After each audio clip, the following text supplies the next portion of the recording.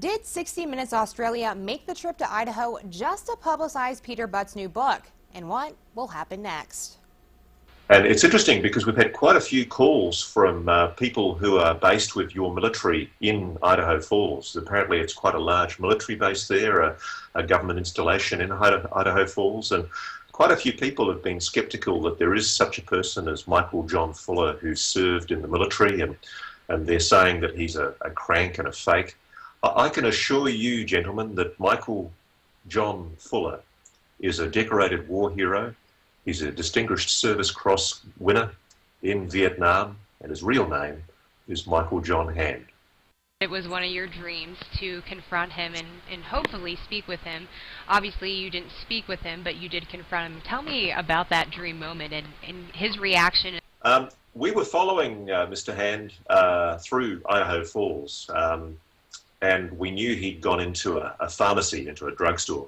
And I walked up to him as he walked out of the drugstore, and he couldn't see my camera because my cameraman was behind me. But I think he began to realize, and you can see that look on his face.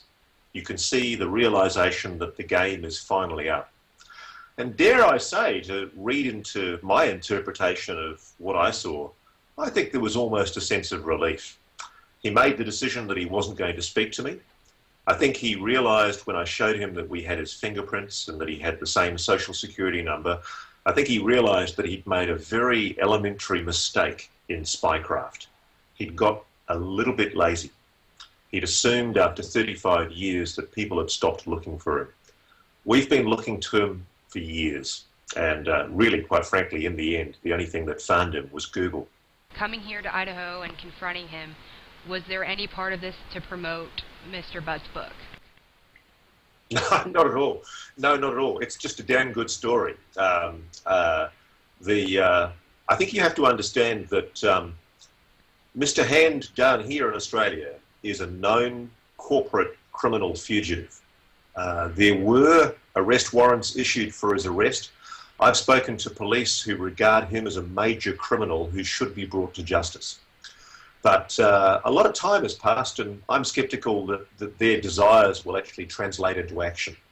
I think he can write his book and rest on his laurels and look after his good wife and enjoy his retirement. Tonight, only on Local News 8, we have a statement on behalf of Michael John Fuller. He's responding to the story we first broke last night.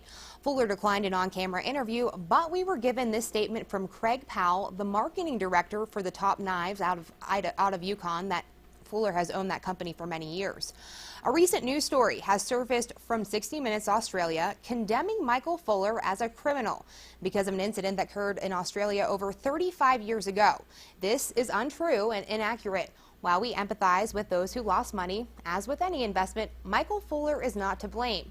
Michael Fuller was a Green Beret in the U.S. Army during the Vietnam conflict and earned a Distinguished Service Cross in the honor of his service to the USA and his bravery in combat.